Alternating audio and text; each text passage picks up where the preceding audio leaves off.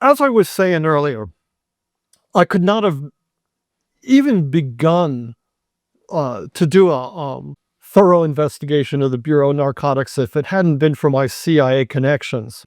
Up until today, the CIA has had a Symbiotic. yes, a symbiotic relationship with the Bureau of Narcotics. It's incestuous. It's intimate beyond anything that anybody could ever imagine. And for years, I've been trying to get at it and trying to use every kind of persuasive technique I can to get the government to release these documents. But they're under lock and seal. And one of the main reasons is it's not just simply that all these federal agents were so corrupt and bumping off each other's informants, but that the CIA itself was intimately involved in the Bureau of Narcotic operations from the time of the time it was created in 1947 up until today. The CIA has had a Symbiotic. yes, a symbiotic relationship with the Bureau of Narcotics.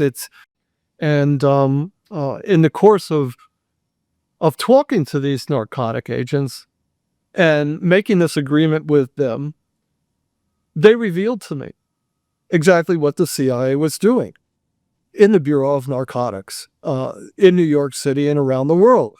And the fact that oftentimes the illegal things that they were said to be doing, the illegal things that they were doing, were actually underwritten entirely by the CIA as part of national security investigations that the CIA was conducting into the operations of foreign governments here in the United States, which involved the use of drug traffickers as agents. So it's a very convoluted situation with a lot of nuances that can't be explained in a couple of minutes. It's involves political espionage. It involves the existence of foreign governments, whether those governments are going to succeed or whether they're going to fall. And at least until the creation of the DEA, it was allowed to happen basically because most of the narcotics were going to Black communities in the United States. Racism and America's relationship to racism is at the heart of this issue, and why all these things were allowed to go on, and why an effort was not made to actually correct the situation. Harlem was really ground zero. Right. Harlem is by the early 50s. Right. And I can talk about at length how federal narcotic agents, while making cases against the mafia, which had political overtones in Italy, and making cases against the French Connection, which had political implications in France and had to do with the United States relationship with the French government, with the Soviet Union, with China, with relations, national security relations that far transcended a couple 100,000 Black people being addicted in the minds of the American rulers. And then, again, it all goes back to the beginning of drug law enforcement and the very nature of it. And recognizing that in the 1920s and 1930s, America was a segregated society. The military was segregated in the 1920s and 30s and 40s. Military did not get desegregated until after World War II. And Major League Baseball was segregated in the 20s and the 30s and the 40s. This is not something that young people today can understand or relate to, living in a society in which supposedly everybody is free and equal, but when in fact, certain classes of people do not enjoy all the benefits that the Constitution supposedly guarantees to people. And a form of corruption, this institutionalized racism in the United States, is at the heart of why the Bureau of Narcotics itself collapsed in 1968. They could no longer maintain Oh, so the civil rights era itself contributed to. Absolutely, Alan. The civil, all sorts of things that were happening in the United States that were not seen to be related to law enforcement, or were said not to be related to drug law enforcement, were actually at the heart of drug law enforcement and the problem of actually controlling drugs. On behalf of the CIA, certain mafia bosses were allowed to import narcotics into the United States. And because of the racial assumptions behind law enforcement in the United States, this was allowed to happen because the drugs were going to the black community. And I'll explain more of that in a second. Okay. As I was saying earlier, I could not have even begun to do a thorough investigation of the Bureau of Narcotics if it hadn't been for my CIA connections. Talia Akampor introduced me to a couple of narcotic agents that he had worked with. You might think that was unusual, but of course it's not unusual, and it goes back to the very beginning of the Bureau of Narcotics, which was created in 1930 as a separate bureau within the Treasury Department. And the person who was at that time appointed to be the commissioner of the Bureau of Narcotics was a guy named Harry Anslinger. Harry Anslinger was born around 1890, 1892 in Pennsylvania. He came from a working class family, Dutch. His father had been a barber. But Harry was a smart, tough guy, big guy, and got a job with the Pennsylvania Railway Police as an investigator. Did very well, and he learned how to handle tough characters, and he learned investigative techniques working for this private police force. And he also learned that corporations rule America. And he was very glad to be working his way up the ladder. When World War I broke out, he went to work for the military as an administrator, handling supplies that were going to the military overseas. And in 1918, he joined the State Department as a Foreign Service officer, and he was stationed in Hamburg, Germany. And he actually got involved in espionage activities at that point. So he got his introduction to the spy world and the diplomatic world. He was around for when the League of Nations was created. And he also had his first experience in monitoring drug trafficking at that time, which is at the very beginning of the war on drugs. Drugs were being smuggled out of Hamburg, Germany to the United States. And he was, one of his tasks as a Foreign Service officer at that time was to monitor how the drugs were moved from their, diverted from manufacturing companies and put on their ships, and what ship they were being put on so somebody in the United States could intercept the shipment. Anslinger stayed in the State Department and worked in Venezuela as a member of the embassy down there, and he worked in the Bahamas. And this is, of course, during Prohibition. And he saw, especially where he was in the Bahamas, how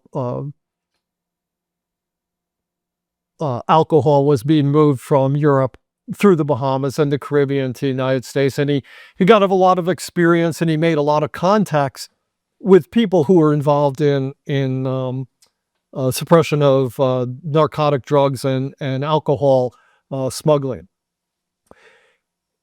In 1926, around that period of time, he married a relative, a niece of the Treasury Secretary, a guy named Andrew Mellon, who was one of the richest people in the United States of America. And once Harry Anslinger married Andrew Mellon's niece, he sort of got on the fast track to success. And one of the things that distinguished him from that point on was that he could never be corrupted. He now was part of the elite. He was set for life. And whereas most other prohibition officials were selling favors to the biggest smugglers at the time, Harry was clean. And Harry was put in charge of, Anslinger was put in charge of the Bureau of Prohibition's Office of Foreign Control, which monitored, again, the source, not only of narcotic drugs, but of alcohol coming into the United States. And again, in this position, as the head of the Bureau of Prohibition, Office of Foreign Control, he was put in a position where he met diplomats from many other countries, from England, from Switzerland, from China, from Japan, all around the world. Any other country that had diplomats that were concerned with smuggling, Harry was now dealing with them. And he was also starting to deal with the heads of the major drug manufacturing and pharmaceutical companies, and he was making contacts with them. So he was a very knowledgeable guy. He was connected to, through his by marriage to the one of the wealthiest men in the world, who just happened to be the Treasury Secretary. And when they created the Bureau of Narcotics in 1930, he was appointed commissioner. Harry Anslinger stayed as commissioner of the Bureau of Narcotics for the next 32 years. This is just unimaginable nowadays, that somebody could head a department of the government for that many years. He kind of was comparable to J. Edgar Hoover. Yes, the only other person that's comparable was Hoover, who was head of the FBI for approximately 40 years. And those were guys, could you say, that existed outside of the democratic process, and in a way were often more powerful than the president. They were bureaucratic barons, and it was a phenomena that could only have existed at this particular period of time, and for a number of reasons. But of course, Anslinger did more to shape the war on drugs than any other individual, and all his personal prejudices and all his basic assumptions about class and race and everything else became the basic assumptions of the Bureau of Narcotics, and adopted by every agent who wanted to, any agent who wanted to succeed in this very small organization of 300 agents had to pretty much adopt Anslinger's attitudes. And one of them, of course, was racism. And in the Bureau of Narcotics, while Harry Anslinger was the commissioner, not one African American, not one black agent was ever promoted above GS-12 or allowed to become a group supervisor and manage white agents. In other words, the Bureau of Narcotics was not only enforcing racial segregation through its operations, but the Bureau of Narcotics itself was a segregated outfit. Blacks, I talked to a number, as many of the black agents I could find, guys who started in New York City and elsewhere in the early 1950s, and the frustrations that they endured, the insults that they endured, the fact that they would never be allowed to supervise a white agent, and the story of these black agents is just fascinating and fantastic, and the dedication and the energy and the devotion that it took these guys to work in that environment, and knowing that, never being assured that at the end there would actually be some equality. These guys actually did the best they could as representatives of the African American community to try and get a foot in the door and even to this day, they still, within American law enforcement, have a very tough time because there's so much residual racism that remains within law enforcement. But their story um, is just fantastic and fascinating, and it has never really been written about. I tried to write as much about it as I could in my book, The Strength of the Wolf. Any of them still alive? Any black? Yeah, I think there may be a few, and hard for anybody. It would be very hard for a young person today, a millennial especially, but even people who are in their 40s and 50s and grew up, starting in the Reagan era and stuff like that, after the civil rights movement, after the Voting Rights Act and the civil rights movement, started seeing the integration of black people into the federal government, not just at the lowest levels as people who are sweeping the floors or taking out the garbage, but actually in management positions. That did not start happening in the United States until after 1968.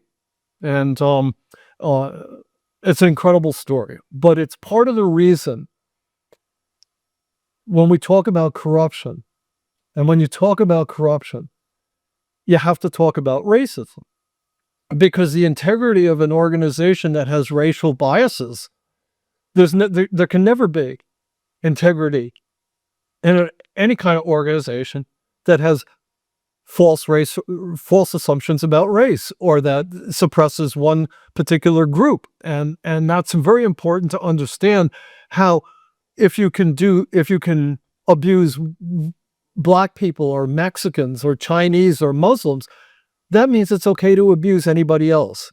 So and I'm talking about corruption, you have to understand that, and I try to make that clear in my books. One kind of corruption engenders another kind of corruption. Anyway, Let's fast forward a little. Well, now I want to get back to Anslinger and Yeah. the CIA. Okay. Okay. Talking about how Anslinger, this really dominant character in the history of federal drug law enforcement, his influence can't be understated, nor can the actual techniques and the investigative techniques that I was trying to explain earlier, that federal narcotic agents are involved in, and which in themselves encourage corruption and illegal behavior on the part of federal narcotic agents. And when Anslinger was appointed commissioner in 1930, he was given two jobs, and one of them involved corruption. Here, the organization that Anslinger inherited had just gone through a huge corruption scandal involving narcotic agents in New York City. And not just in New York City, but the guy that Anslinger replaced was a guy named Colonel Levi Nutt. Nutt was a guy who had been around forever. He'd been born in like the 1870s. He'd been a customs official or something like that. And when the drug law enforcement, when the first drug laws were established, Levi Nutt was put in charge of the Narcotic Bureau of the Prohibition Unit, and that was around 1920. And through the 1920s, the biggest drug trafficker was a guy named Arnold Rothstein in New York City. And Rothstein was the brain. they called him the brain. He's the guy that fixed the 1919 World Series.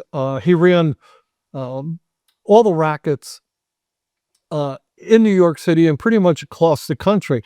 Everything from gambling. He was the big layoff bookie. He basically ran the garment industry. He had policemen all over the city on his payroll. And in 1928, he was assassinated by a group of people led by Lucky Luciano and Meyer Lansky, who were upset because he monopolized the smuggling business, both the alcohol and narcotic smuggling business. And Luciano and Lansky got together and they knocked off Arnold Rothstein. But in the course of investigating the murder of Arnold Rothstein, it turned out that Levi Nutt's son-in-law was Arnold Rothstein's tax attorney.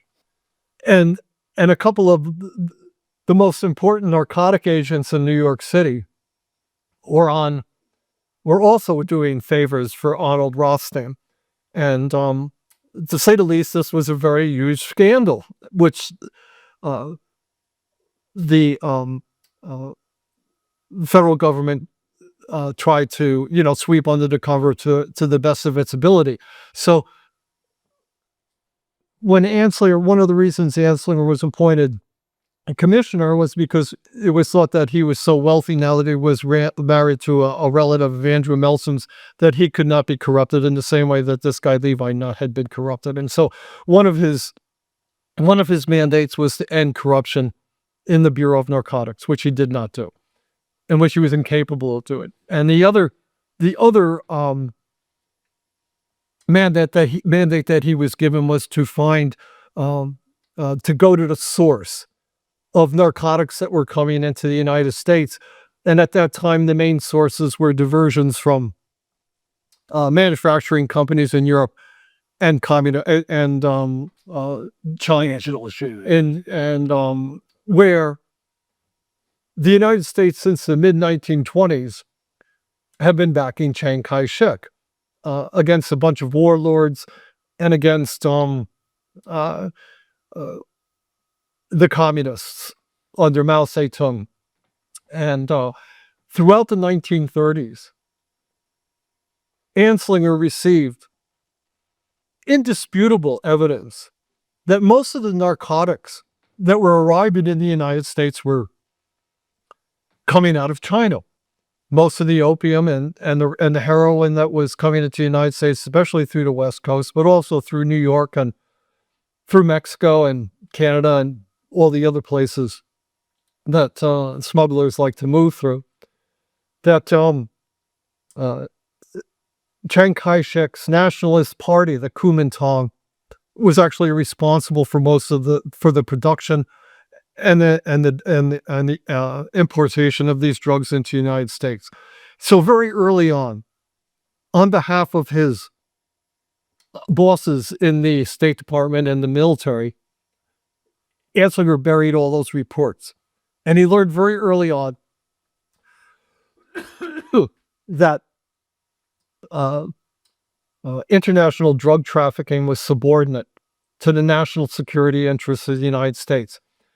Because the Kuomintang, the nationalist Chinese, were fighting the Japanese starting in the mid-1930s, because they were fighting the Chinese, and because the money they were making from drug trafficking was keeping them alive, that this was considered more important by the people in the State Department, by Roosevelt and the White House, and by especially the United States military, which was selling planes and armaments to Chiang Kai-shek. And they certainly didn't want to see their investment over there in China be ruined by the fact that a couple of tons of heroin every year were coming into the United States and going to ghettos. So immediately upon becoming commissioner of narcotics, Anslinger found himself in the position of having to suppress any evidence that United States allies were involved, especially allies that were fighting the enemies that the United States was fighting. And he became very good at that. He obtained the confidence not only of his capacity to be able to finesse this situation, his dedication to finessing this, especially the war against communists, but also fascists through World War II, garnered Anslinger the trust of the most powerful individuals in America's national security state. And he became, opium, for example, is a strategic resource for the United States. As World War II was developing, Anslinger was given the job of stockpiling opium for the United States military. Was going to need opium for the production of morphine for so all the casualties that were going to be, coming along. So through the 1930s, and as World War II was approaching, because opium is a strategic drug, Harry Anslinger became one of the most important and critical people in American national security state. And when war broke out and the President Roosevelt decided to create the OSS, the Office of Strategic Services, to go into occupied areas. Precursor to the CIA. Yes, the OSS is the precursor to the CIA. The people who were forming the OSS, William Donovan, very senior people in the military and Roosevelt administration, went to Harry Anslinger and asked him if they could use federal narcotic agents to actually train the original cadre of OSS officers. Because within the United States government, the only force that existed that had any experience going into foreign countries and evading their security forces were undercover federal narcotic agents. The thing that distinguished federal narcotic agents from any other law enforcement part of the United States government was that federal narcotic agents worked undercover within the criminal underworld. They actually pretended the higher up they went into criminal organizations, they would actually have to assume leadership roles in criminal organizations, undercover federal narcotic agents and their informants. And when the United States wanted to, through the OSS, start infiltrating agents into occupied France, where the Gestapo was looking for the resistance, or into China or Burma, it was federal narcotic agents that had the experience to teach agents of the OSS how to move around in occupied France to avoid being caught by Gestapo agents. It was federal narcotic agents who knew how to run informants. It was federal narcotic agents who knew how to cross borders, how to create false identities. So from the very beginning of the OSS, which is the predecessor to the CIA, it was federal narcotic agents on loan from Harry Anslinger that were integral to the creation of that organization. And the British were also very instrumental in creating the OSS, but the two individuals who went to England, which had a special operations executive, and brought back the training manuals from the British Special Operations Executive, were a guy named Garland Williams, who was the federal narcotic agent in charge of the New York office from 1936 until 1940, and a guy named Preston Goodfellow, who had at that time who had been the publisher of a Brooklyn newspaper. And these were the two people that were selected by the United States government to go to England and get its training manuals and bring them back and to start training Americans to be OSS officers overseas. So from the very beginning of the OSS, Anslinger was there on the scene. When the OSS decided to start looking for Anslinger in the Bureau of Narcotics to the OSS and later to the CIA. When the OSS wanted to create a truth drug, they wanted to create a truth drug so that it could not just interrogate people, foreign agents, or prisoners of war, but it wanted to be able to have a truth drug so it could find out if any of its own agents were betraying the OSS. The OSS scientists decided that THC, the alkaloid in marijuana, was a possibility. as being the truth drug. And the only person in the United States who had stockpiles of marijuana was Harry Anslinger, which he kept in his safe in his office. And the OSS sent scientists to Anslinger in the midst of World War II, got a supply of marijuana from him, extracted THC, which it put into little vials as a liquid. And then a very senior OSS officer, Harry Anslinger, and an agent named George White rolled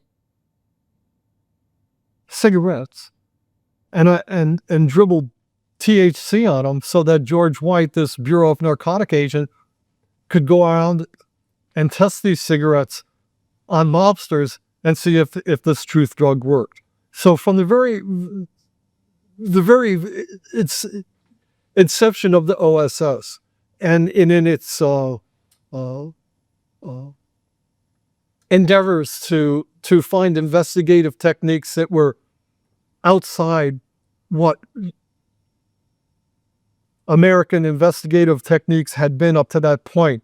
It was the Bureau of Narcotics that was instrumental, because the Bureau of Narcotics for 20 years, for 30 years at that point, had already been stretching the limits of what investigations could do. After the war, when the CIA was formed, and the CIA was again looking for a truth drug, it decided at this time on using LSD. And again, when it wanted to experiment with LSD as a truth drug, it enlisted Harry Anslinger, who of course had a supply. And again, they returned to the same agent, George White. George White, who was a Federal Bureau of Narcotic agent, entrusted implicitly by Anslinger, who had worked for Anslinger on the OSS truth drug experiment, was given a contract with the CIA in 1952 in New York. He was given a false identity as a guy named something Hall. I can't remember. Morgan Hall. Morgan Hall. He was set up in an apartment in Greenwich Village, given a supply of LSD. He worked with a CIA officer named Gottlieb, Dr. Sid Gottlieb. And he began testing LSD on private American citizens in Greenwich Village out of this safe house. The safe house was known, the existence of this safe house was known to a number of federal narcotic agents who were in New York City at that time, including Andy Tartaglino, who would later tell me about it, a little bit more about it. And the Bureau of Narcotics was actually supporting George White in this really horrendous, unbelievable. Was giving it to social contacts. I mean, we know about San Francisco where they were drugging Johns, but he was giving it to people that were his friends socially, right? That's right. And again, one of the things that narcotic agents do is they assume false identities. And they do this to entrap people. They do it to work undercover, to get into organizations. If you're going to infiltrate an agent into the mafia, he certainly has to know how to speak Sicilian. So it was not unusual for the Bureau of Narcotics Bureau of Narcotics was, apart from being a racist and segregated organization, had a vast array of different kinds of people. It had Chinese immigrants who spoke Mandarin and could infiltrate the Tongs. It had Sicilians who could pose as a guy sweeping up a restaurant that the Italian bosses frequented. They actually tried to infiltrate people into all sorts of, drug dealing criminal organizations. I could spend hours telling you about all the different people I met and how unusual they were and the really courageous, amazing things they did.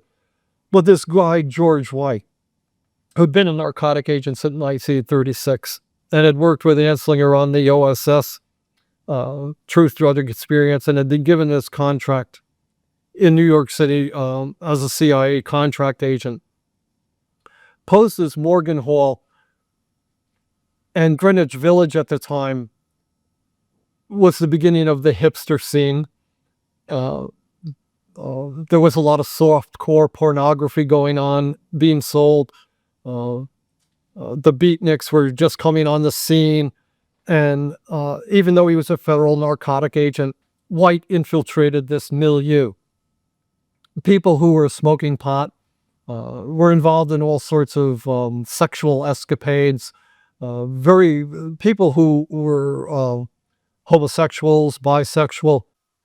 He was running an avant-garde salon. Yeah, avant-garde. He posed as a very avant-garde person and lured these people to his apartment where he would experiment with them on LSD.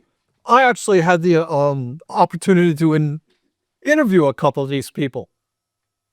One guy named Gil Fox, who was a soft core pornography writer in New York City at the time, actually met George White because George White himself was into softcore porn. He liked the books that this guy Gil Fox was reading and writing, and books like Lesbians in Love, with the compared to what's available today, it's very softcore porn. But White invited this guy Gil Fox and his girlfriend back to his apartment and gave him LSD, and Gil Fox actually described what happened to me. He described walking around the lower village one day and how his girlfriend thought her gloves had grown up all the way up her arm, up to her shoulder, and how it started snowing and the snow was all different colors, and green and red and blue, and they just had a wonderful time. But not everybody did have a wonderful time, and a lot of people were damaged by it. One of the people that White experimented upon was a 19-year-old woman named Barbara Smith, who, the night that he gave her acid, had a newborn baby with her. And it's thought that later on, White actually molested her in the course of her, being befuddled and confused on LSD. And this woman ended up being admitted to a psychiatric hospital later in life. It's really, I give this example just to show how intimately involved the Bureau of Narcotics was, that the CIA trusted these narcotic agents to conduct this experiment, which violated every law in the United States, of entrapping people, of abusing people. Just really a horrendous thing to do.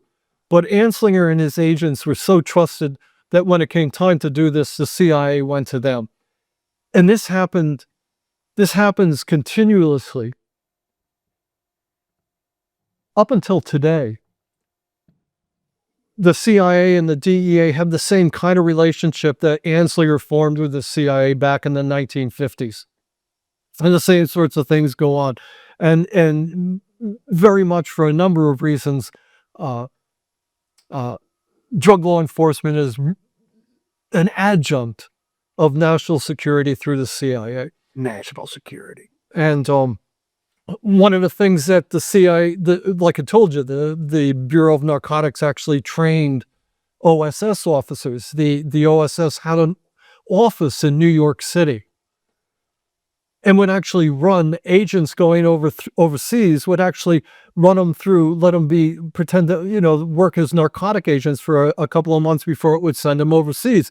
So OSS agents would get experience working on the streets, learning how to recruit informants, learning how to deal in the underworld, learning how to beat people up, how to interrogate them, how to abuse them, how to manipulate them. The kinds of people that they were going to be meeting in the underworld in any particular country that we're going to. Because when the CIA goes into a foreign country, the first thing it tries to do is establish contact with the criminal underworld in that country, because these are people that are already eluding the security forces in that country. And they're easily compromised. Absolutely, especially drug traffickers, because drug traffickers operating in a foreign country know how to smuggle drugs in and out of that country. And the CIA wants to smuggle things in and out of that country.